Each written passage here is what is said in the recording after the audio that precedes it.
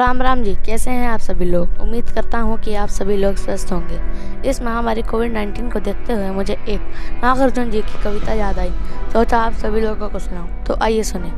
कई दिनों तक चूल्हा रोया चक्की रही उदास, कई दिनों तक चूल्हा रोया चक्की रही उदास, कई दिनों तक कहानी कुतिया सोई उनके पास, कई दिनों तक कहानी कुतिया सोई उनके पास, कई दिनों तक लगी भीत पर छिपकलियों की गश्त, कई दिनों तक लगी भीत पर छिपकलियों की गश्त, कई दिनों तक चूहों की भी हालत रही शिकस्त, कई दिनों तक चूहों की भी हालत रही शिकस्त।